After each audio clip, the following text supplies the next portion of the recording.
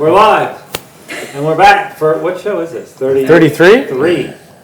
We're killing it. 33. 33. And as always, we have Gunny Matheson, Go to the show. Joe Schmidt, and tonight we have Brian Bell with us. Yeah. Before we get really started, while we're actually live, can I make a comment that flip-flops are back, baby? To all the people that this makes angry, we're flip-flopping. It was 81 degrees today. We're And flip-flopping. Brian, he thought your feet were looking nice. Yeah, take care of them. I want you to do my toenails like that. See, for all the people that it grosses out, Brian needs some help with his toenails. So would you be okay, I just want to know, would you be okay with that? Like if Brian just flopped his feet down there, would you do his toenails for him? No, Yeah. absolutely not.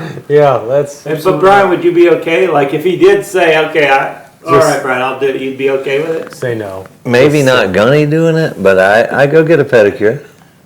I'm okay with that. That's not. Well, where do you Yeah, go? no, Maybe I we got a can- pedicure one time before we went to Hawaii one time. I got a pedicure with Cole Price and Ruben Van Dorf one time. Cole Price kind of did his toes like that and acted like it tickled him, whatever, which was kind of weird. But Yeah. Ruben was okay with it. Yeah. Yeah, he's European though. He says that's Dude. that's an excuse for a lot of things. Yeah. Brian, how do you feel about helping a lady color their hair? I've done it. That's I'm okay. good at it. Yeah. I mean, I'm good at it. I mean, like all you got to do is lay on the counter with your head in the sink, and I can Just paint it on. paint it on there. Yeah. That's it. I'm okay with that. And then you Yeah, know I could about see that too, Gunny. No, no, actually I don't. I don't know anything about coloring hair. I can't do the pedicure. Everybody's Really? feet are in that bowl. They changed the water out of there, They don't changed they? the You water. say that. They don't but- change Yeah. the bowl. No, it's the same damn bowl somebody else's nasty. Actually- feet are in. I can't do Yeah. I mean, speaking, I can see speaking of that. hair, really, I struggle with the daily battle speaking of of whether to use shampoo or not. Seems kind of like a dumbass idea. Like for the me. waist? Yeah, it. You can just use like a soft soap or yeah. something. Well, I generally do, but whenever you go to the hotel, like, I don't know, it just feels Yeah, like but there's see, a bar of soap on your head. I put conditioner in there. Feel of it. Dude, this is already off the rails. Talking about feet, now he's touching his head. Mine, I put So, a little bit of Brian- conditioner in case somebody wants So to cut you're my hair. a horse trainer, huh? Yeah.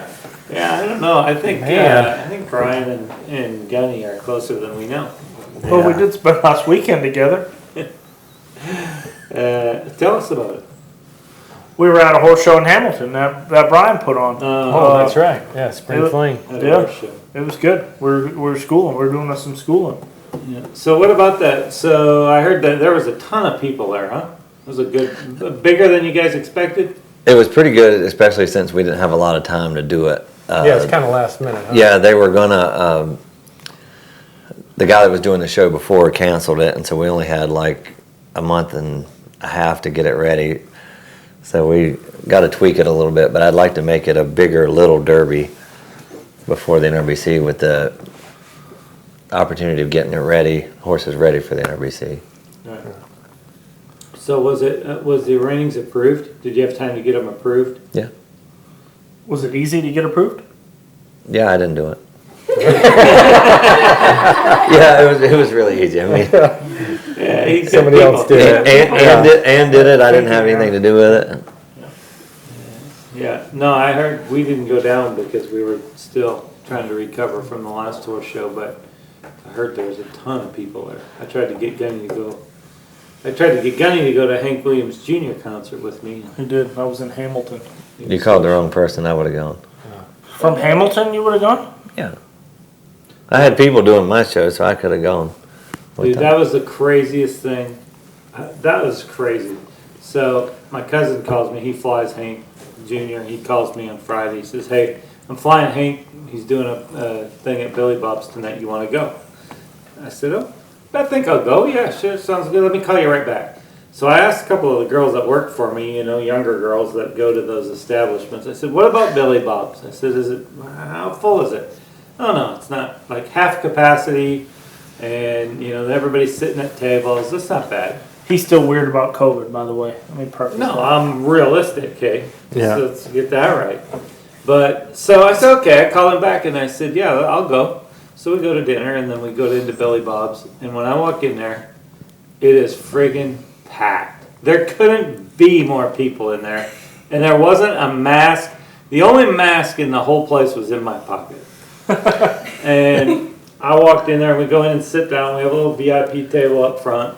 We sit down, and Mandy texts me, "How is it?" And I texted her back. I said, "I think I already have COVID."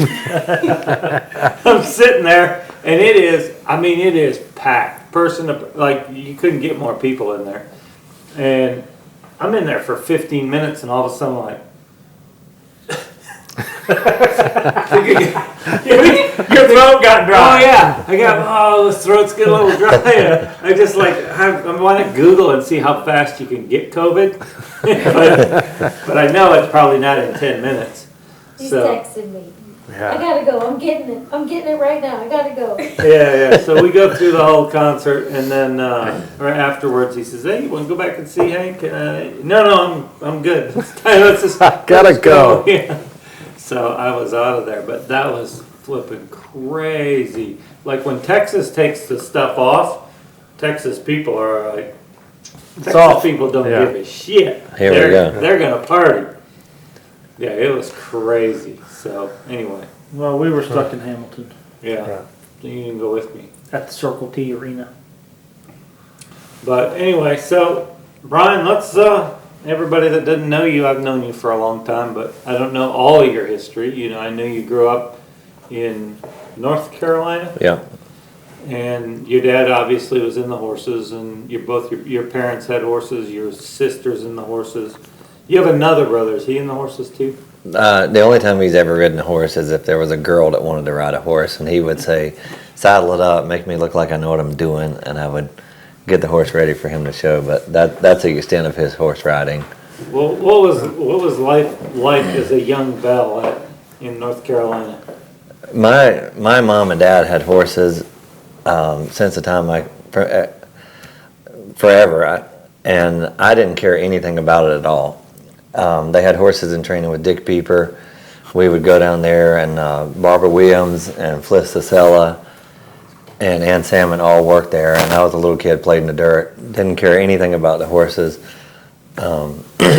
My dad rode. I went to the Congress like at 14, and I saw Bill Horn, and he was like the Marlboro man, and That's a good way to describe him. he smoked, and he was cool, And and he had he the hat that was like a taco. drank some whiskey and wore his chaps kind of like the Marlboro man did, and I fell in love with that guy, and I thought, I want to ride.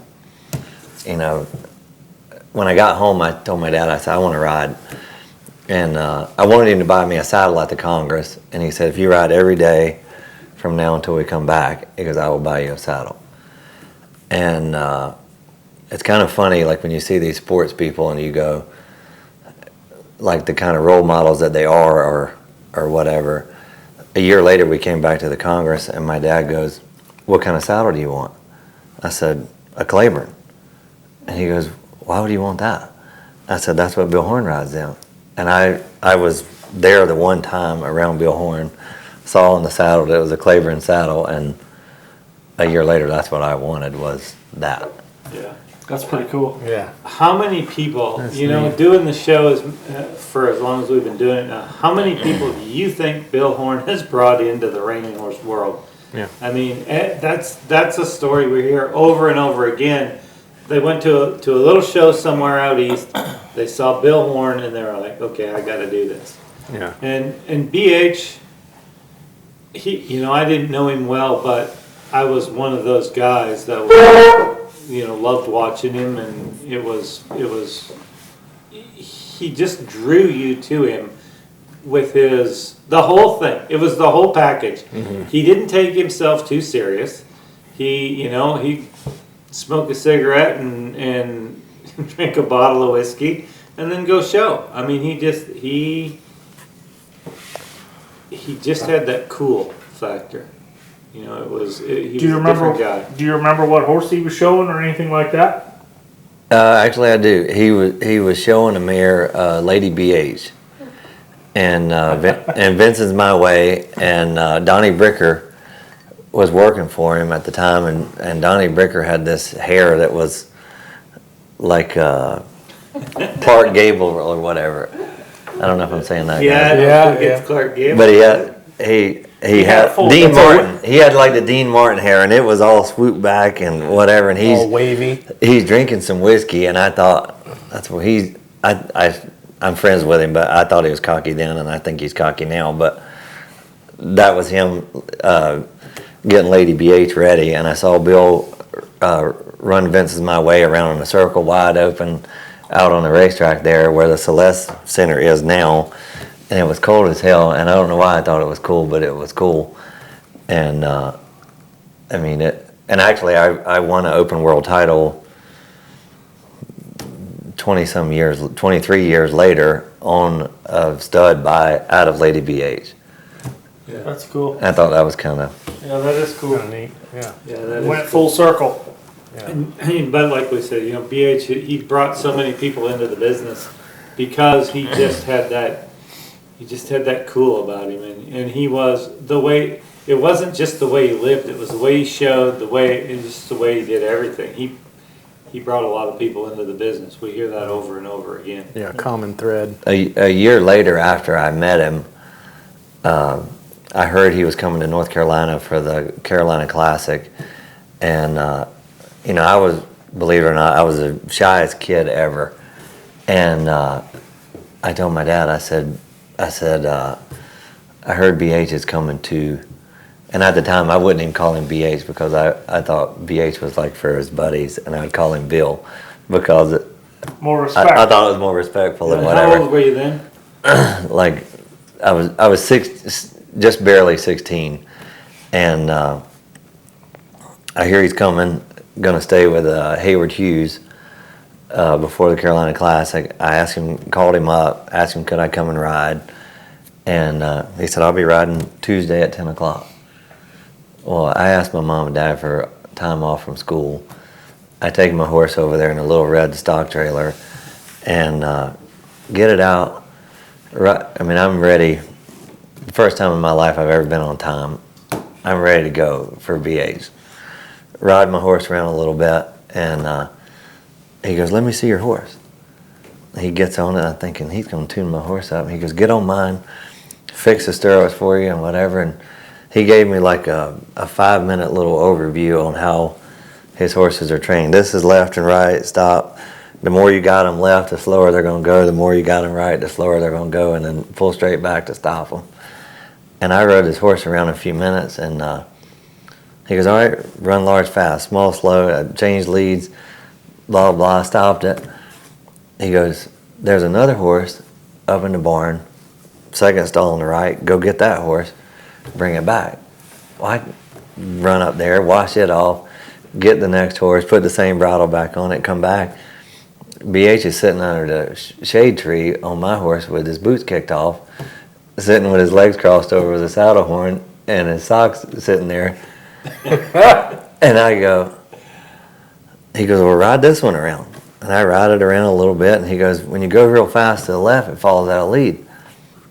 Okay, he goes, "Do whatever you think." He goes, "Let's see if it works or whatever." So at that time, nobody knew about pushing her hip over or any kind of hip control or anything like that. So every time she'd step out of lead, I'd guide her across the center or guide her across the circle and, trick her back in the lead and whatever. And I get all done. He goes, "That might work.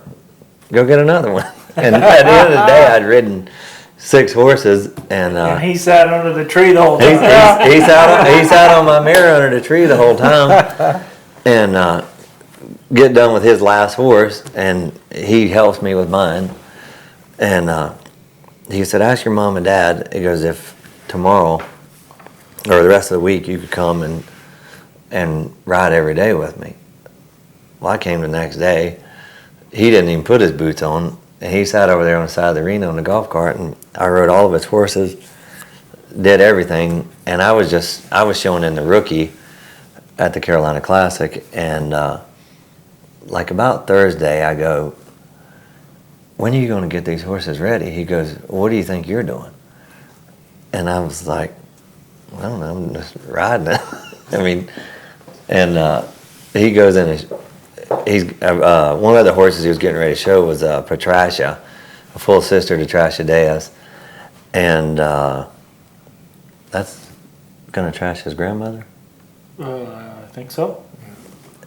I mean, I'd ridden this mare all week and whatever, and he gets to the show and he rides her a couple of days himself, and I walk up behind him, and I look and she's got a shoe off, and I look up at BH. I said, Patricia's got a shoe off, and he said, shh, and went in there and showed her, and she drug her butt all 3 times, and he said she didn't need to know she didn't have a shoe on. And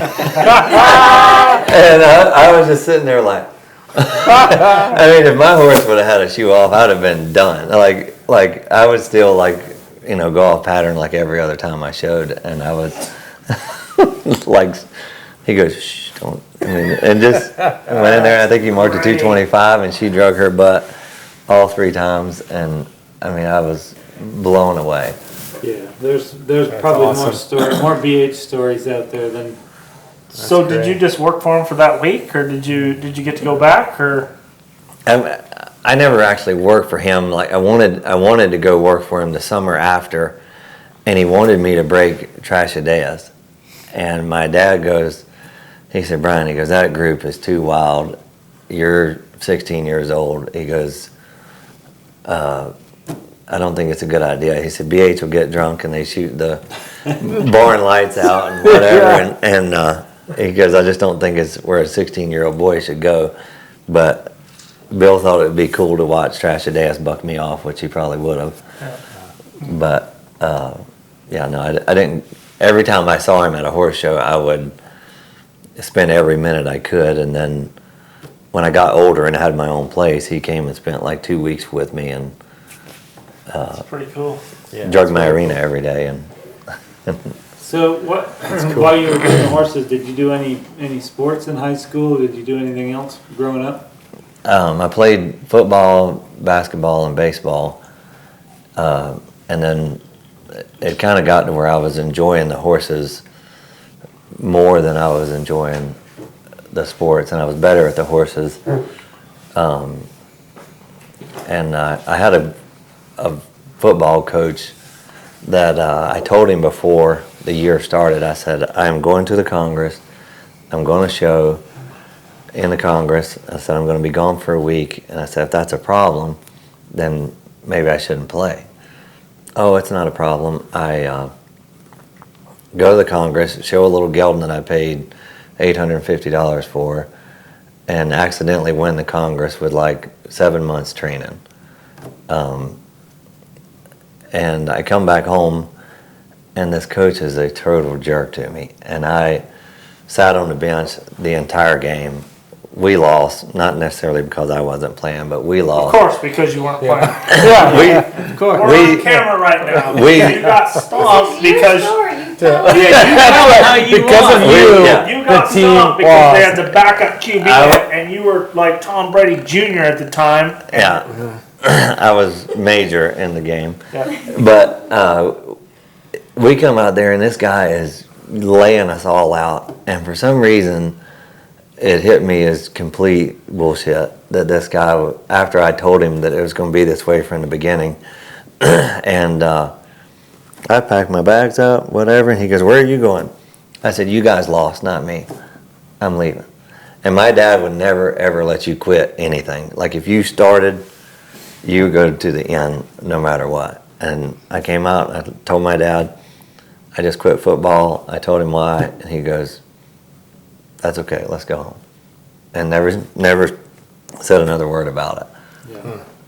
Did your dad played football did he play college football? He played for NC State. He was the most valuable player at a Peach Bowl in 1972, and then he played for the Green Bay Packers farm team. Okay. The Green Bay Packers had a farm team? Yeah, like the minor league. I didn't know football had a minor league. Yeah, like I think they used to. I don't know that they do now, but Yeah. I think they used to. Now, didn't he box too? he did some amateur boxing just like for an exercise kind of thing. I didn't know this until a couple of weeks ago. He wasn't going to do, when he got drafted by the Green Bay Packers, he wasn't going to do it. And he goes, I had an uncle that said, you're young, you got 2 little young kids. He goes, they're not going to care. He goes, if you don't go and at least try, he goes, you'll regret it the rest of your life. And he went up there and did it. And at that time, nobody got paid a lot of money to do it, but he tore his knee out, right before he was supposed to go up to the Green Bay Packers. But he loved it, and I think me and my brother probably played football a little bit because he wanted us to. But And before you quit, you were drafted by the Green Bay Packers, and you're all second state team, high school. yeah, they wanted me to go, but I decided Yeah, you had to go ride. I had to ride. So you graduated from high school, I assume. Yeah, Okay. And then not with honors, but I but graduated. you got through it. Made it. Nobody Finished. needs honors. You just need Yeah. a diploma. That's Yeah. it. Yeah, The got paper. that. Yeah. And where'd you go from there? Actually, ever like my horse thing, I would go to different trainers to ride when I was a kid every summer. Like I went to Don Boyd's every summer, and I would break colts for him so he would help me with my horses. I went to Sam Smith and rode with Sam. Sam, I think, tried to kill me. He put you on horses and then sat back and giggled. No, like he would work extra for fun. Like you'd wake up every morning, like the house was on fire, and you would, 4:30 wake up. He'd eat a little bowl of cereal, go to the barn. You'd clean 25 or 30 stalls, and then you'd ride all the horses. You'd come in at lunch. You'd get a turkey ham sandwich and Oreo cookies, which I think he still eats now. And then, one morning I hear him like at 3 o'clock in the morning. I hear the tractor run, and I look out there, and he's on a tractor cutting hay. And I'm like, we would work when we were kids, but we didn't work like that. And like, he comes in there, yells, "Brian, go over there and get Matt up." I said, "What for?" He said, "That I got a flat on the tractor." I said, "Sam, it's 3 o'clock in the morning." He goes, "By the time he gets it off, gets it into town, the tire store will be open." I said, "Okay." So I go get Matt. I come back, and he goes, "Let's ride." We rode all the horses, cleaned all the stalls, put 500 bales of hay in the barn, finished riding the rest of the horses, and then he thought he was taking good care of us by taking us to the gas station and buying us pizza. And I was like, "Sam," I said, "you guys, these other kids might be stupid." I said, "But I'm not." I said, "This is not like payment for the amount of work that you've done to us today." And he goes, "Yeah, but you're having fun." I said, "Not that much fun." And like he put up hay like that for a couple days, and like about the third day, I got up in the morning. I eased around there where my truck was. I laid across the back seat, took a little nap, and I heard him in the barn asking where I was, and so I came out of there acting like I had been checking on the yearlings, and they were fine. But he just worked the snot out of me like that. Yeah, Sam is not. That doesn't surprise me at all. Yeah, not afraid to work. No, still not afraid to Yeah. work. Yeah. He's not afraid to get after it, taking up a new career in the cow horse and all that stuff. He had some fun stories about BH too when Yeah. he was here. He had some real fun stories. Yeah, he did. So you went. How old were you when you were at Sam's? Like 17. You weren't even out of high school yet. No, I was during the summer. Yeah, well, I said, okay, you got your diploma. We're trying to go in chronological Oh, order. it's all right. No, I didn't graduate with honors. I had to tell about Sam. That was the fun. He was gifted, he graduated early. Yeah, yeah. Dude, after high school, the Stone Ranch gang happened, huh? I remember those ads in the back of the Rainer. Yeah, I That was got freaking cool. Yeah, I got- they had 10 pages of Yeah, all ads you in the guys. Rainer. Yeah, how old were you when you went over to Arizona? I was 19. I got hired accidentally, honestly, to go. I thought it was somebody else. No, I They thought he was the quarterback. I was showing. I was He had showing. already quit the football team. I was showing for a world title, and I showed some horses at the Congress, and Craig Smirsaw got hired by Randy to go and whatever, and I think Craig was a little bit nervous about going by himself, and he goes, well, Brett Stone, he goes, he's asking about you a little bit, and I'm like, no, I don't know if I want to do that. And Brett calls me up. He had judged the Congress, and he asked me if I want a job. I said, I don't know. I said, I don't know how to train the horses to do what you do. And he goes, you don't need to know. He goes, all we need to do is need somebody that can show. And he goes, you can show. He goes, but your horses aren't very broke. And Well, broke to their standards at that point in time. They might Well, have been like- broke different, but they were broke. I learned how, I mean, I think my horses at that time, I mean, they would stop and they would turn, but like I didn't have any face on them, and the horses were kind of up here and whatever. And I saw those guys going around their horses in the bridle, and I'm like, all right, that's what I want to learn how to do. Yeah. And at that point, it was Brett's operation, right? And then Todd and John, did they work for Brett or were they partners? at that time, it was Brett's operation, and John was there. And Todd came in later, but Brett, he rode 4 or 5 a day, and I don't think he cared that much about showing at that time. And he would give, he'd go along and ride a horse and whatever, and he'd go, okay, here you go, you get that one, you get that one, and that was your horse forever. I mean, you'd show it and whatever, and then if it went along and you said, I'm not getting along with it that good, he would take them and mix them up and switch them around, and it always worked. And all the horses that we ever showed, they had been ridden by me, Brett, John. I mean, they had kind of had 3 different deals, to kind of come along, and the horses were broker because of it. Yeah. And John Slack we're talking about is, John was one of the best, as I remember. He was as good a horseman. I mean, he did a phenomenal job. I remember the year he won the Futurity. His best horse went out in the go-around, and he ends up winning it on a different horse. Were you there then, or was that after? Yeah, Reggae Coyote was the 3rd horse. Yeah. Honestly, his best horse was Shining Spark that Frank Balea owned. It got hurt. His best horse was Dealing Dirty. It rolled back in the first go round, I think. When he went to back it up, it just rolled back on him, and the one that was left was Reggae Coyote, and he wins the Futurity on that one. Yeah, he was super talented. Yeah. Super talented. And when did Todd come in? Was Todd in the picture when you were still there? Yeah. Yeah, I remember all of you. All you yeah. guys together. Yeah. Stone Ranch Gang. Coming to rob a horse show near you. I do remember that. Oh, yeah. We had the flowery hats, and all of us had a little bit of mullet. Not as good as your mullet, but Well, there aren't many that are.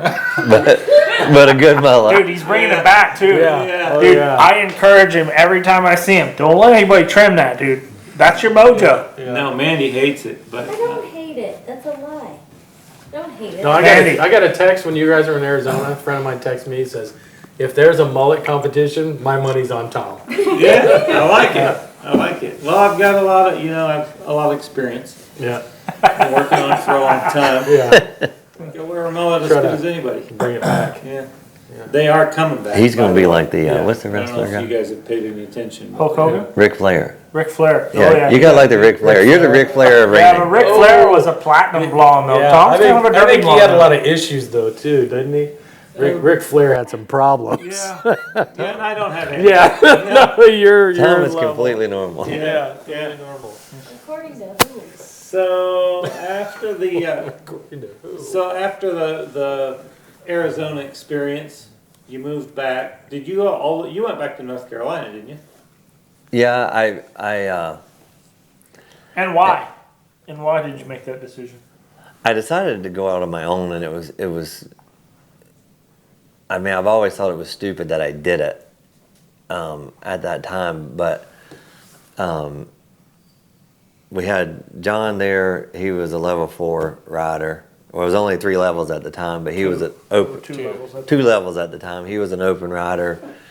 Todd was an open rider. Brett was, and I had won myself out of limited open, and I thought I need to go out on my own because I'll be the 4th place guy, and by the time they have 9 for them, 10, 11, and 12 can't be that good for me. And so I went out on my own and rented stalls down the road from them, from John Miller, the roper that is in the Hall of Fame, in the Cowboy Hall of Fame. His uncle. So you stayed out there for a little while on your own. Yeah, and his Uncle Ben was the movie star, Uncle Ben. And they have a rice like that. Yeah. Not anymore, though. Since No. Yeah. Whoa. No, not anymore. Oh, you're not allowed to No. say Stop it. That's since the new woke era, it's like Yeah, Ben's that's- rice. It's just It's Ben. just Ben's. It's cancel culture. We've dropped the uncle. Ben's brown rice. Wait a No matter minute. what color the rice is. Yeah. It's just rice, okay? Actually, when I worked at Stone Ranch, I showed a little gelding by Hollywood Jack and was second in the Derby behind you, and you showed Little Rough Peppy. No, you couldn't have been second behind him because he was second in the Derby. Not in the limited. Not in the limited. Oh, you guys are I talking was about the second. little kids Yeah. class. I'm sorry. They were kids class. We were little kids then. Oh, okay. We were youngins. Yeah, I was, on Little Rough Peppy, and I was second. You must have been third in the open, weren't you? Dude, the one thing that I do remember about that era is there was a lot of horses with that R and that sideways turned S on them. And, you don't see that brand anymore. And I remember as a kid, when I was a teenager, I remember you saw the Roberta Stone brand on a lot of horses. Maybe I'm misremembering, but I What- remember it. What was really, really cool, a couple years ago, I went to the Arizona show, and Brett said, he goes, could you please come by and see my mom and dad?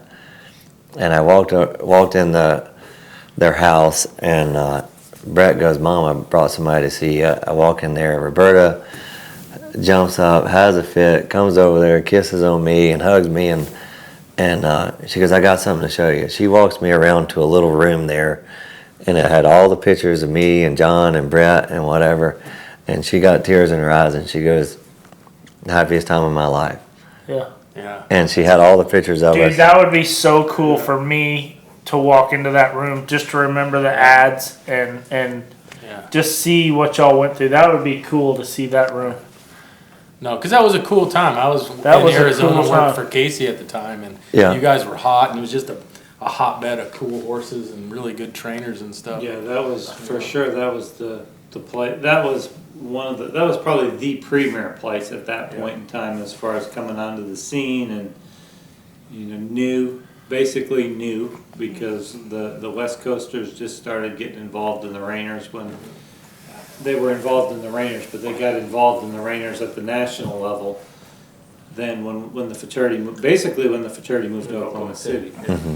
So you probably, one of the best things the Reining Horse Association ever did is move that fraternity to Oklahoma City. Yeah. So you tried to be on your own out there. You were on your own. You didn't try to be. You were on your own out there. And I had within a little bit of time, I had 26 horses in training, and I think 5 or 6 of them were reiners, and the rest of them were rope horses. John Miller's buddies, John would kind of help me recommend his buddies that, he'll get a little handle on it and whatever, and I, had a pile of horses like that to ride, but it was the stupidest thing looking back on it, because everything I had was so much of a leftover. Like it was, any of the bigger guys there, I would get whatever leftover that was there, and if I could make it at some level, stick in there and win a little something, I would. But it was making a living. Yeah. yeah, No, in that area too, you had all those ropers. So many people roped, and you'd get those ones that all they could do is run down, turn left. So you had to, get them broke. yeah. It I think a little bit though, like I got to be like, he's hungry. If you can't get it to work with this guy, give it to him.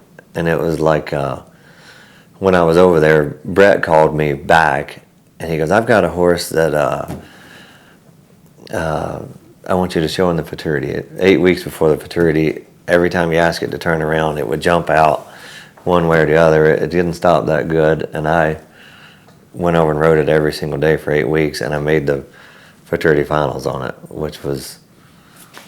And once you get stuck in that, once you get pigeonholed like that, then those are the kind of horses it seems like you get, and say, this one's not working so good, let's send it to Brian, because we need it out, and he might be able to make it work.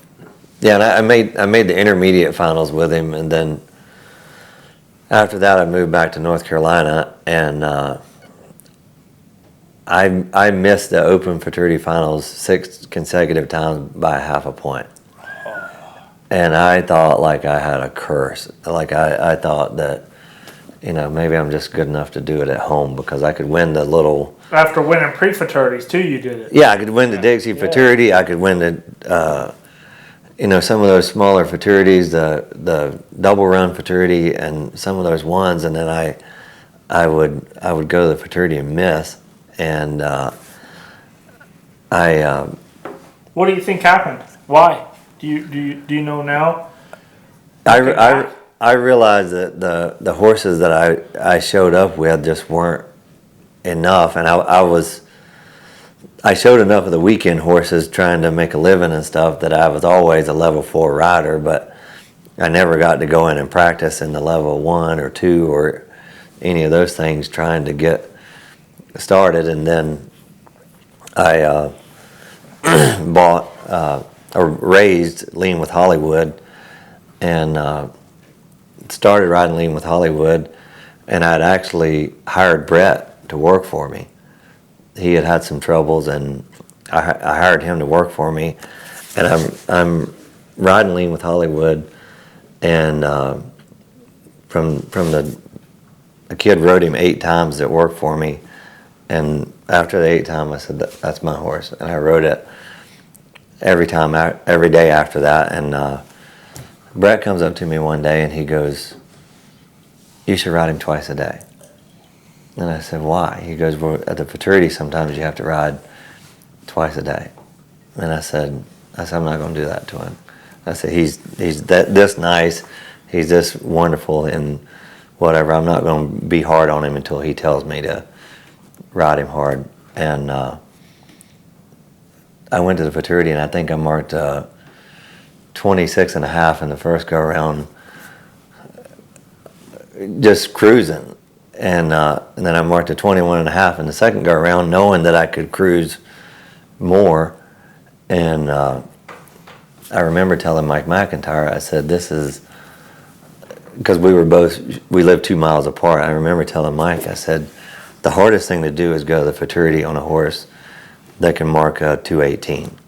Because if you do one little thing wrong, it's over. I mean, like, whether if you don't do something perfect or the horse doesn't, it's over. A horse that can mark a 4 or a 5 like that, turn the notch back a little bit, and that's the easiest thing you've ever done.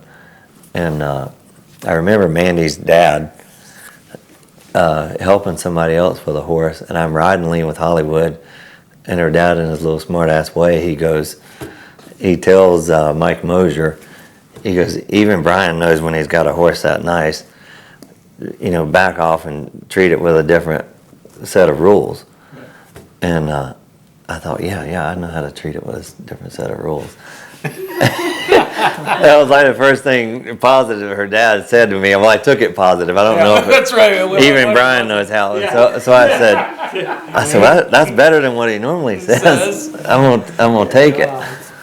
So let's go back a second. How did it come about where, that's crazy, that turnaround. You work for Brett, and that is the premier place and the premier operation. And then how many years later did Brett work for you? It was probably 7 years later. 7 years later. Was it awkward at all for you to reverse those roles? No, I mean, I hired him and you know, knew what he was capable of doing and whatever, and I kind of gave him some horses to ride and let him do his own thing. His mom actually sent some horses there for us to ride too, and you know, I thought that part of my thinking was that hiring him is, you know, you hire some girl that works for you and then you go, hey, what does that look like? And she goes, oh, Oh, looks good. it looks really nice. And you're like, Or guy? Why? yeah, or a guy. Why does it have to be? Why is it a girl? Well, because Or usually girls are harder working, Yeah. you know, Or- as assistants. Yeah, or a guy, and That's what it's really a minus half. And then when some guy like that looks over and he goes, it's too ragged or it's too whatever, then you got somebody that's watching you that goes, okay, Yeah, someone's got a knowledgeable eye, knows what they're And I talking assume about. you and Brett are friends at that point. It wasn't solely a working relationship. Yeah. I'm sure you guys built a friendship and you trusted his opinion. And yeah, yeah, he was as much there to help you as a friend slash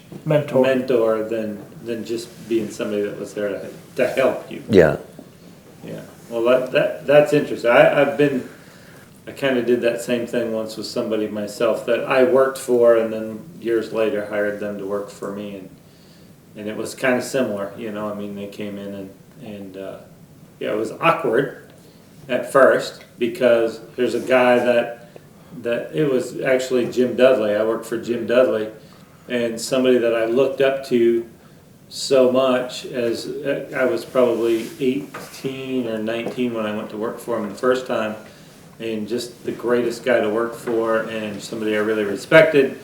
And then when I was down it was Green Valley Ranch at the Green Valley Farm. or Green Valley Farm at the time, and the Picketts owned it, and he came in as a breeding manager. But it was, you know, I mean, it was still, I don't want to tell him anything, you know? Yeah. It was like, it was awkward for me. So that's just why I was wondering if it was awkward for you at all to say, hey, Brett, you know, I'm going to take this horse from you and I'm going to put this Yeah, horse on your don't list. do that, please. well, Yeah. and actually, I don't know whether it was a smart thing or not, but I decided, like, in the summertime, I said, I'm going to let him ride Lean with Hollywood for a little bit.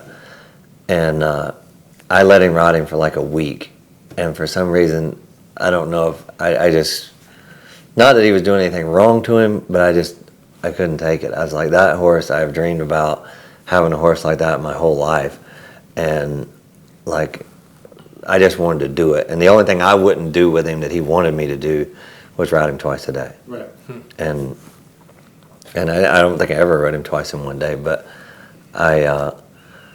You ended up 5th in the fraternity on him, if I'm not mistaken. no, I was 10th. You were? 10th? Really? I I was was, thinking he had one stop in the finals where he kind of lost his feet a little bit behind, and I went home and had an argument with my horseshoer about it because every single stopping picture of that horse, you could see his toes off the ground. And I said, well, he's stopping on his whole hogs. We need to do something to put his toes on the ground. And argued with my horseshoer about how to get him to do it. And lost your horseshoer. No, I got him to do what I wanted to. Whoa, that, I got him to do what I wanted to with now him. that is hard to do. To tell your horseshoer what to do and have them listen. Really hard to do. But I got him to do what I wanted to do with him. I took him to the NRBC as a 4-year-old and made the finals and was 4th on him in the finals. And he stopped twice as good every single time in the finals and every other time that I ever showed him. And it was a crazy idea that I made my horseshoer do, but it worked. And what was so different about that horse? Well, the shoes he put on him, normally they're like 12 inches long. And I told him, I said, I want you to put ones that are 13 inches long, and I want you to grind the back half of them down smaller, so when he gets so deep, he'll drag a little bit and push his toes on the ground. And What was different about that horse though, Yeah. training wise and overall at that point in time? Yeah, why was Like, he so special? why was he special where you had to take him at ride 9? the kid that worked for me, Nick Beetleston, that broke him, he says, come around here and look at this horse. Actually, before he broke him, I told him, I said, this horse is a special horse. I tried to sell him to Mike Florida for $18,000 as a yearling. He thought I was insane. And then this horse, from the time you put him in the stall, he would back up in the back of the stall and look you straight in the face whenever you did anything with him. And the kid that worked for me, I told him, I said, my dad raises them like they're in the pasture. He thinks you've done a good day if you can slide up to him and give him a wormer without putting a halter on him and pet on him, and away he goes. And that kid, like the third or fourth time he worked with him, that stud pawed him straight in the face. And I said, give him time, take a little bit. Like the fifth ride, he lopes around on a loose rein and says, whoa, and he goes, grabs his butt, and I said, okay, he's mine. And then I rode him from that. And I think I rode him most of his 2-year-old year with a smooth snaffle. I mean, like he just wanted to be good, and I didn't. I mean, I never had one that just wanted to be good automatically like that, and I. And then going back to your previous struggle, you think that winning pre-fraternities, the 5-6 years before that you missed the fraternity by half a point, you think winning the pre-fraternities like you did? Because I remember seeing you in the Rainer winning pre-fraternities and then coming to the fraternity and not making it. And Was you, it the and you were horses? beating horses that were making. And you were beating horses that, yeah. Was it, what was the icebreaker? Was it you realizing you didn't have the horse, or did you change something about what you did? I think I changed what I was doing. I think, at the time I needed the money so bad. But like when I showed Liam with Hollywood the first time, I was second in the double run fraternity with him, and I walked to the center with him, and they actually put it on the judge's video. I turned a +1.5 both ways.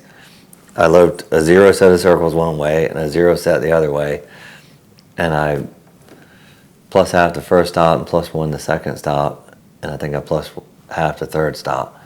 And that horse, it was easy for him to turn, but I didn't want to run and go crazy. So you didn't show to win that day. Yeah, and like the other ones, I think I showed to win every single time. Like Nick's Wiz was the year before him, and I showed her at the double run fraternity and marked a 223 on her. I took her to the Lexington to the tradition. I marked a 223.5 on her, and I think I took her to the Congress too, and did some other good stuff there with her. And then I just didn't understand that. I don't know if I didn't understand it or if I just needed the money. And like when I won the tradition, I won $11,000, and it was my horse.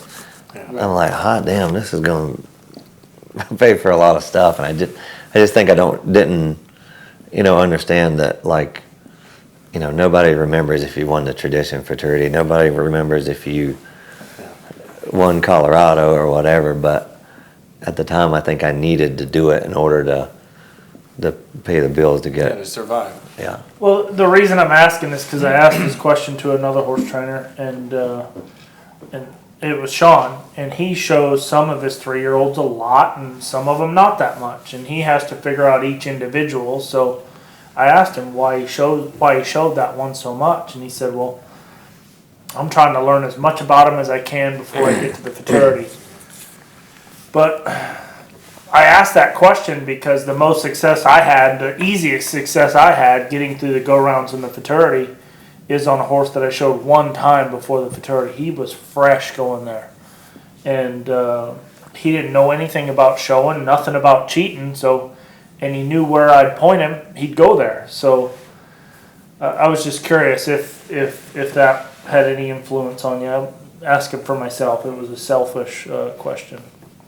I think a little bit. I just wanted the horse show too. I mean, I like the show and I like the whatever, but I don't know. It was just fun. Yeah. So have you been on your own ever since then? Yeah. So you were there. You stayed in. When did you move to Texas? Did you go from there straight to Texas? No, I moved to Oklahoma first, Oh yeah. and I wish I wouldn't have moved to Oklahoma first. I wish I would have moved down here because in this area, I think there's so many accidental things that happen, and like when I moved from Marietta to here, I moved over to Cardinal, and I was scared to death because I had always, owned my own place after I rented stalls from John Miller, and I get down here and I rent like a closet over there at Cardinal to that was my tax stall. It was a little 12 by 12 room, and I'm over there nervous as hell riding with all these other guys all the time. I didn't know if what I did was going to be okay or it was going to be whatever. Just and I was there I moved before the futurity, and I was there for like 2 weeks. And Bob Stenner, I'd known Bob Stenner since I was 15, 16 years old when he had horses with BH. And actually the mare that would fall out of lead was his horse, T. Cody. And but Reuben comes out on this horse, jogs it around a little bit, and Bob goes, "He's sound." Reuben says, "Yeah." He goes, "But I got 3 horses I've already spoken for." He says, "Give him to Brian." And he gives me the horse, and it was a Revolution out of Memorable Affair. And I rode it 10 times and made the futurity finals with it. And it was an accidental thing as you could be. And then Reuben goes, "Well, it's working." He goes, "Just keep showing that horse." I won Gordyville with it the next year, and we ended up selling it for good money and whatever. But that was kind of, just so many accidental things happen In Texas. in this area, and like, I was scared to do it because I had my own stuff that was going on, and I managed a ranch. I had sold my ranch, was managing troop quarter horses, and I was in charge of feeding the cows or making sure somebody fed the cows, the horses, the cutting the grass and the whole deal. And I realized, I moved down here, and for $100 less a month, I don't have to do any of that other stuff other than ride horses. So I moved down here. Bob gives me that horse. I had a horse of my own, and made the fraternity finals on both of them. And I've had a lot of other accidental things that were good happen in this area because of. And now you bought you're in the process anyway of buying a new place. Yeah. And have you closed on it yet? Are you getting close? We're supposed to close the first of next week. Yeah. Right on. Good, beautiful place. Yeah. 84 stalls and. As pristine of a piece of property and barn and arena as a guy could find. It is beautiful. It is absolutely beautiful. I'm jealous of you. Yeah. I mean, we're looking it's forward very to nice. the open house Yeah. party. With small wieners like you want Yes, to. Dude, exactly. there is a lot of places to park dualies all over that place What to have just happened, one Joe? party. Yeah. I told him I wanted to have like an open house, and he said, "Can you serve the little pigs in a blanket, the little wieners?" I said, "I will get you little wieners if that's it." That's all the thing he thinks. He remembers me. He said I like little wieners. That's not. I mean the pigs in the blanket is what I said. Not little wieners. He said he made it sound weird. I'm not supposed to say little wieners on this show either. We forgot to tell you that. Joe gets the From now on. Little sausages. He likes the little You got another sausages. question? Yeah, I do have another question. Yeah, so you got your own place. I do have another question. Just, it seems like the Scottsdale area is like a bigger mecca area for reining horses now. What was it like? What is it like going back to that horse show there and driving down that road that you used to work on now? Is it surreal? Is it weird? Is it? Is there a lot more stuff there? Because we used to hear all the time that we like to live here, but you can't really make a living. And now it's completely the opposite. I mean, to me now it's one of the hot spots in the country. It's there and here are the two hot spots in the country. The first time I went to a show back there, I flew into the show, and I don't remember who was with me, but they said, "Do you know how to get there?" I'm like, "Yeah, I know how to get there. I used to live there. I lived 7 or 8 miles down the road." I lived on Dynamite right across the street through Pima, I get out there, and that area had grown so much in 10 years, I couldn't find it. I couldn't find the Loop 101, all that stuff wasn't there yet, but it was a cool time because I was 20. I lived there for 6 years, and I was 20 years old, and I knew every fun little place to hang out and all that stuff and whatever, but Well, and back then too, because you had the ranches and it was still close to town.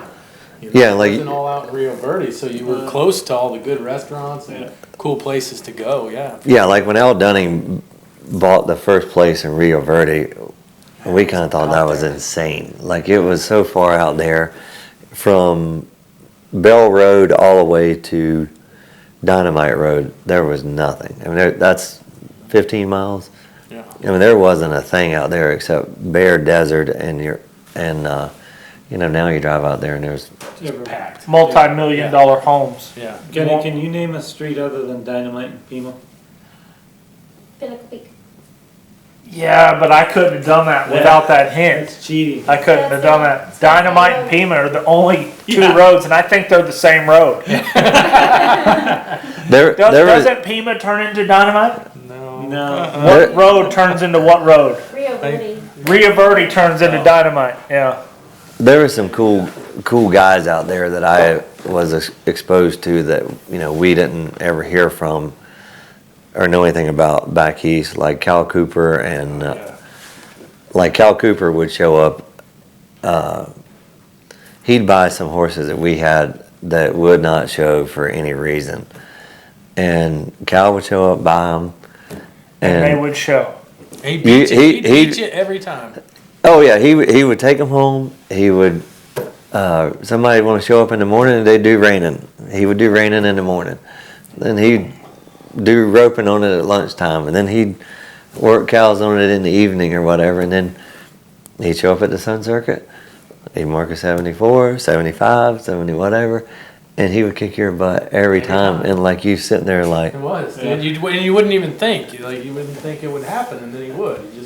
And it would be in the roping, be whatever. Oh yeah, he'd win the roping, the reining, the whatever, and then you're sitting there thinking, well, how did he get it to do all that stuff? And it did it good. Like, it did it smooth and pretty and whatever. And we had him, running off or whatever. And he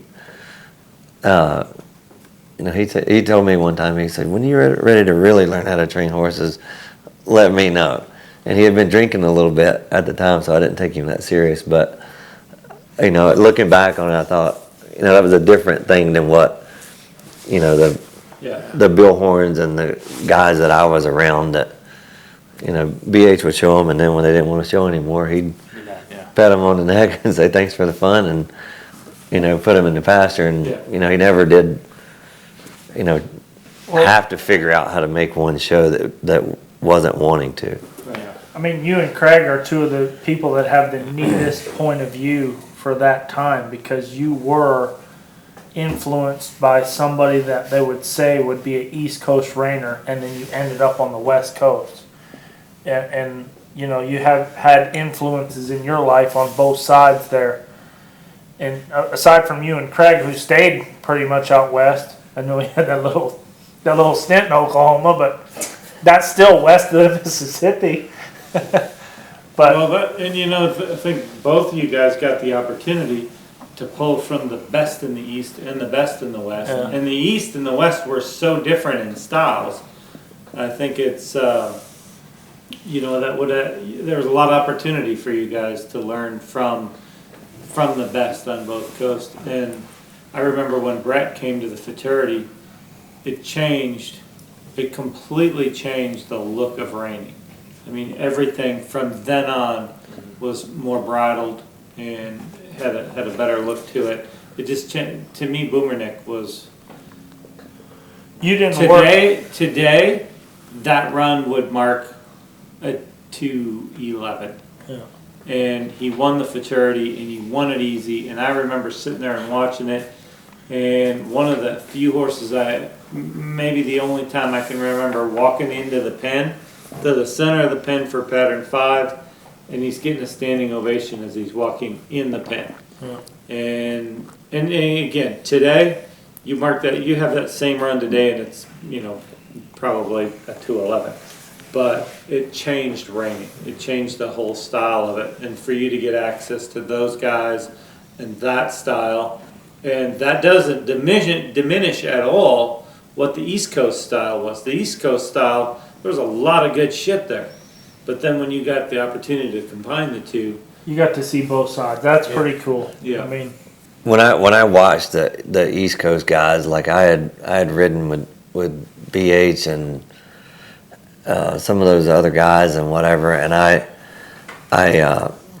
thought, you know what, I can have them turn good, I can have them stop good. If I ever get in any kind of trouble, it's because of not having faith and whatever. And when I went to Stone Ranch, I'm coming out there riding right-handed because Bill Horn rode right-handed, and I thought, well, I'll ride right-handed too. And all those guys rode left-handed because that's what technically I guess you're supposed to do. But like BH said, I never wanted to rope anything or ride anything that didn't want to come to me. And so when I went out there and rode with those guys and everybody was left-handed, I wanted to learn how to ride in Romels because I had never seen a pair or whatever, and we had seen some pictures of Al Dunning and Romels or Corona Cody and Romels and whatever. So I came out there with a set of Romels in my right hand, and they're like, okay, you can ride like Bill Horn if you want to with your right hand, but if you're going to ride in Romels, you need your left hand.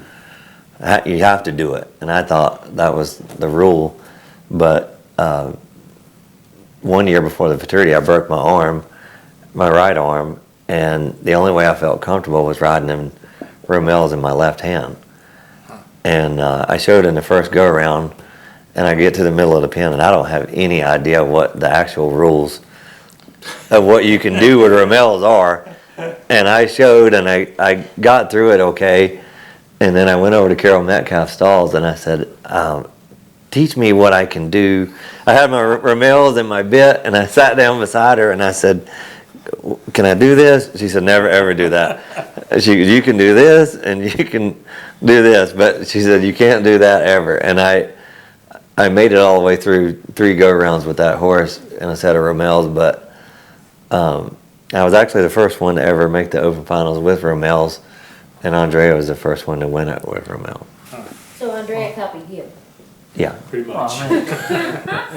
that was his goal, is to copy me. Yeah, that's the story. I'm sure he's keeping stats of all this stuff. I mean, he thought, Brian's the only one that makes. But I get, Oh, yeah, but I'm gonna fix that. That's gonna be my record. I get to the middle with that horse in the first go round, and I think I'm sitting there and I'm like, my reins are way too long, and I Don't know how to. they were probably just right, but I have no idea how to shorten these. at that time I had a little bit of letting go issues, and so I was like, my reins are way too long, but I was scared to do anything, so I just kind of got through it. got through it. That's awesome. Yeah. That's pretty cool. Yeah. Well, that is good. Well, good luck with your new venture, your new place. Yeah, that's exciting. And, congrats on the run for $1 million. You too? Thank you. That'll be, that should be fun. It'll be interesting to see how that all plays out this year, but Yeah, it should be fun. All right, well, We're done. We're done growing the show. Yeah, thanks for We've coming, hit Brian. we've hit the 60. We've hit the Yeah, it was mark. fast. It was fast. Nice. thanks, Brian. Appreciate having you on. Yeah, thanks Thank for you. coming, dude. Yeah. And you know, next time if you do this again, like maybe request that Chelsea cooks dinner because it is banging good. Better than the pizza that was late. Well, the pizza was good, but I'm just saying that Chelsea, Chelsea was busy today. ooh, doggy, Chelsea know how to cook and some stuff. You want to grow the show, you hire Chelsea.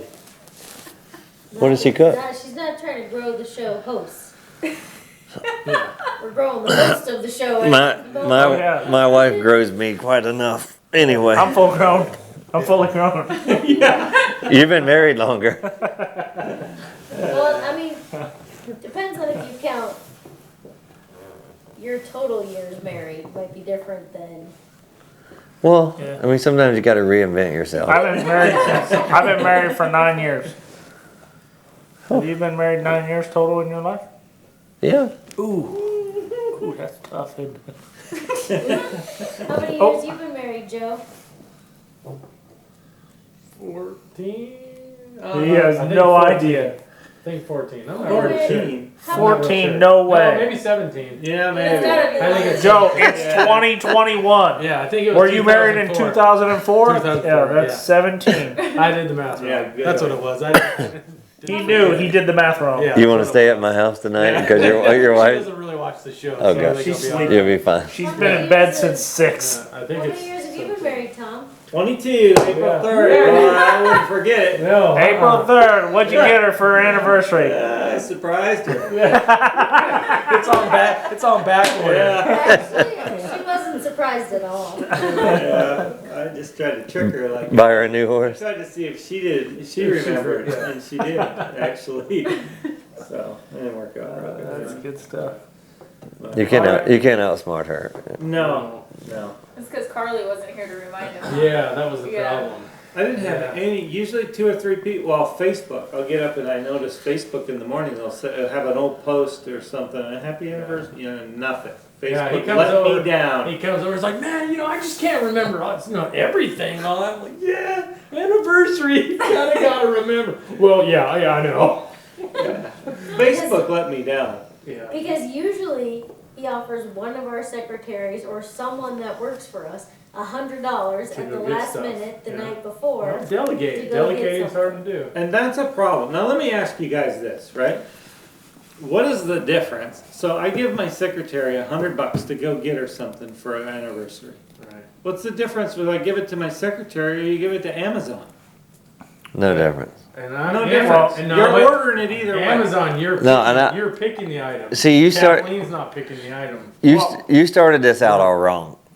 Me and Nike. Right? Me and Yeah, your Me and- your theory just exploded. You know what he did once? I gave him $100 to go find something for Vandy for her Yes. birthday. I mean for her anniversary. Her anniversary. Our anniversary. Keep calling it hers, but I was there. And Then Joe he comes followed back- this up by the other day telling me, well, because the day we got that married just isn't that important to me. oh no, he's the dumbest one You ever. guys are getting off track. I want to hear what Joe Schmidt bought. yeah, so Joe Schmidt, he buys her something, and I'm sitting there all like, I give her this gift. It was and a I'm thinking, great gift. I did good, She opens it up and it's a loofah and Lotion. No, like Bath and Body Works. yeah, you go and some get the little gift lotion package. and one of those little Dude, scrubby done. things. Yeah, and he's like, what the hell? Yeah. I'm like, well, As what soon as she opens it up, she goes, "Why did you have Joe get me?" Oh god. No, it was the card. There was a card. The card totally gave it away. I was Oh, like, yeah, I that's didn't even right. say anything to Tom. I took pictures of it and I texted it to Joe and I said, thanks for the anniversary. Yeah, when she present, Joe." opened that shit up and it was all of this, and then she read the card. Yeah, I'm screwed. We Joe. we don't my fault. we don't force each other to do that. Like from the time we got together, I said I hate the torture of trying to get a birthday present or a Christmas present or an anniversary present. I said, why don't you get yourself what you want, and I'll get myself what you want, and we'll go to dinner and whatever, and that's. I'm for that. Yeah, take the That's stress perfect. out. That's a big. That is absolutely perfect. Because listen, if you go get something, it's not gonna fit, or it's not gonna whatever. Exactly what they Yeah. want. Listen, you guys. I'm with you. Listen, I'm you couldn't guys. agree Yeah, more. that's, no, I think Doug's that's what you Floral gotta do. in Sherman, Texas has the only floral shop in the area with a 5-star Google rating. I recommend you call Doug's Floral in Sherman, Texas. Okay, well here's the thing, Dunny's so good that he gets a rose for every year they've been together. Oh my Oh, God. that's Cue so the music. sweet. Oh, so sweet. You're like a big teddy You're bear. welcome. Oh, Crap, fucking rose. so how many roses have you gotten? A lot. A lot. Whatever. Yeah, what happens when you can't afford it anymore is all these damn roses. You're right. When you get to 42 years, that's gonna be a lot of money. That's gonna be a lot of money. Yeah. Yeah. We're not getting to Ouch. 40. We're not getting to 42 years, guys. I'm not living that long. We've already established that.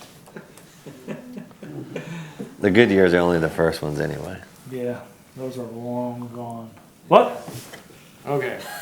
Hey, cut the show. We need to edit that out. That last 3 The minutes. best are yet to come, guys. Yeah, the best. The are- golden years. Oh yeah, That's right. the So, golden years. But so Mammy comes home. She wasn't in town, and I forgot the anniversary. Okay, I forgot the anniversary.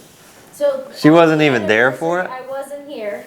He gets a package of cookies. I love you. Happy Delicious. anniversary. Nice Also, cookie. you send the cookies. On the day I wasn't home, knowing I'll be home the next day. He Yeah. forgot. He has 24 hours to save himself.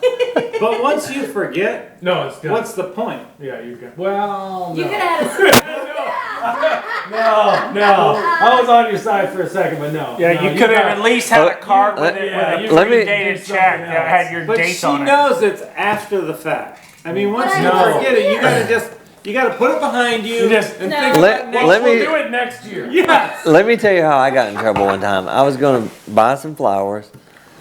I had forgotten. Clearly not from Doug's Floral. I was late. I go to Walmart, and you know how they got those little plastic things of flowers? I buy like 10 of them. I strip the plastic off of them. I get a vase. Not Doug's Floral. I put them in there together. I feel like I've done a wonderful thing. Sounds nice. Take them home, and the girl goes, "You bought the individual things at Walmart, didn't you?" And I'm like, "Yeah, but look at the time I spent to put this together. I mean, I didn't buy just one. I bought 10 of them. I mean, I got a vase. It took me a little time in the parking lot to get all that together." That bitch had to It did go, work. didn't she? Yeah, work. she gone. Yeah, she got She gone. Yeah. If they don't appreciate the effort, it's No. I mean, any effort would be fantastic. oh, let's stop that. Yeah. Chelsea, we need to edit out the last 3 minutes. I'm sorry, but I'm on Mandy's side for this. Yeah. An all female woman here that, So have you gotten her anything? Like, have you? No, Like but I fixed got all some that? help. Somebody put in my phone. In my phone, you can actually put in an alert for a whole year from now. Did you know that? so everybody Yeah. can get So it. did now wait a minute, I Tom. won't Did get they, the next one. But you're, Yeah, not, but- you're not trying to make up for this one. It's too late. Oh, it's done. Tom, did they put it on the I don't day think of it's too late. or the day before? Yeah. The day before. Oh, okay. Okay, so you'll have a good 6 hours in there to get her something. Yep, they Because put it in the day. means so much to him. Oh, I'll drop everything. Alert. Yeah. I'll drop everything. As soon as I get that alert, tie that horse to the fence. I'll drop everything. Dude, Yeah. my anniversary's on Cinco de Mayo, so when I'm feeling like I need a Dos Equis, it's time to buy some flowers. But who says to their wife the next day, well, the day we got married just isn't that important to me? No, Yeah. Those it's are taken the out of exact context. words you It probably said. wasn't like that. Yeah, that, No. that's- I did say Exact that, but I words you said. followed it with every day since then has been what's so important That's to a me. lie. Oh. That's That Yes. saves not it. what When Yeah. you put You did that, not you say gotta that. add that. You know what you need to Okay. do? Just write that in a card Yes. and then you're good. That would make Yes. a good card. So Dude. she can open that up. Dude, that couch is getting more and more comfortable tonight. And it's not even close to your anniversary. I've got extra anymore. rooms in my house if you need. Does Freaking anyone couch is really getting think comfy. You said that second part? Yeah. I said it. I don't And know. I'm pretty sure it was Sounds out loud. pretty good. I'm pretty sure I said it out loud. No, he didn't. I said No. something like Something that. like that. Something He's silly. pretty romantic. I think he said it. I'll bet it's I think heartfelt. he. I think I did say it. Yeah. How do you know he's romantic, Brian? You know he is. I mean, you can just tell about it. I mean, like he's got that little sweetness Look at- about him, and Look Okay, at that. yeah, we Look need at to- those goldeny, luscious locks he has. Those are romantic, baby. Yeah, we need to shut the show Turn, down. turn the fan on. Yeah. All right, like, subscribe, and All tell right. your friends. Yep. Appreciate it, See you next everybody. week. See you next week.